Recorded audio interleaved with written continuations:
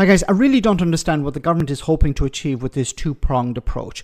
On the one hand, they want to smash the gang, stop the boat, stop this small number of people who are crossing the channel via this irregular route, while at the same time they want to punish people who have come in via a visa system. But they don't seem to understand that if they punish regular migration, they're going to increase irregular migration.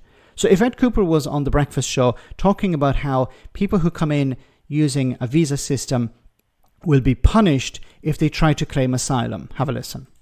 On this particular issue, what we've seen is up to 15,000 students each year end up claiming asylum as they come to the end of their visa, even when things haven't changed in their home country. Then going into the asylum system, sometimes staying there for years, that also causes problems with asylum accommodation and hotels.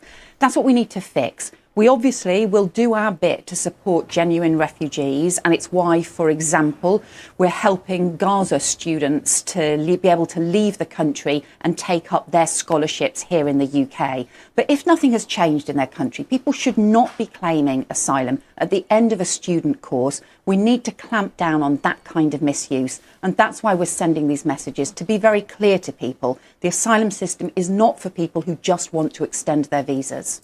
Okay, now, is there a case that some people may want to extend their visa? Yes, but I don't know if it's possible for asylum seekers to go to high school, to go to university, to extend their studies. I don't know if that's possible. But why would people be doing this? See, there are two ways in. There's the legal route and there's the irregular route.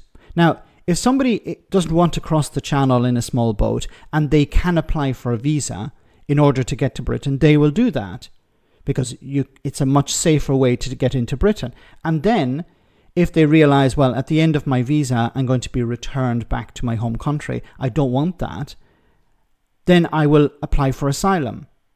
Now, if you actually had a safe route at the very beginning, you wouldn't have people using the visa system. Now, people should not be using the visa system. They should be applying for asylum in the normal way.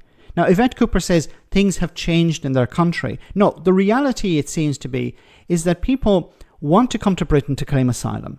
They can either come in via a safe route, like Ukraine, or they can come in via the irregular route, like crossing the channel. But there is an alternative. The alternative is applying for a visa. If you get the visa, then you can come in. But you're using the visa as a vehicle to eventually claim asylum. Now, people should not be doing that, but that's the system that's in place. If people cannot come in via a safe route, the alternative is a visa or crossing the channel in a small boat. And not everyone wants to cross the channel in a small boat. Once again, I'm not advocating for this system. I think it's broken. You should actually have safe routes. And this is the point that many people have made, including Zoe Gardner and others. If you create a safe route, then people will not have to rely on the channel crossings. People will not have to abuse the visa system. People are abusing the visa system because they have no alternative. They don't want to cross the channel in a small boat. So what the government should be doing is, instead of punishing people who use the visa system and then extend it by claiming asylum, what they should be doing is creating safe routes. This would reduce the number of people claiming visas because they wouldn't have to. And it would, of course, eliminate much of the channel crossings, which would be a political victory for the Labour government. They could say, look, we are the actual party that stopped the boats. The Conservatives said they would do it. Nigel Farage said he would do it. We've actually done it. And I really don't understand why they won't go down this road. It's a lightning rod issue.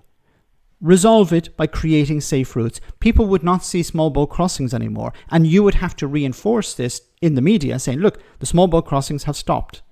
Send Nigel Farage down to the beach with his binoculars, looking and see if he can find any small boats. He won't find any because we have stopped it. This is what the government should be doing. But instead, they think, no, we need to act like Farage. We need to act tough. We need to talk about smashing gangs and stopping boats before they leave Calais. And we need to have images of people being arrested as soon as they arrive on British soil and be detained and put in vans and stuff like that. We need to convince people that we're acting tough. But if you actually create a safe route, then you won't need to act tough because there won't be something to act tough about. But it seems this advice is not being taken on board. Instead, the opposite is act tough, be like Farage, be like the Conservatives, and hopefully this will stem the flow of voters to Reform UK. But it's not going to work. So reform of the, with a small r of course, reform of the immigration system of course is necessary. It's constantly necessary.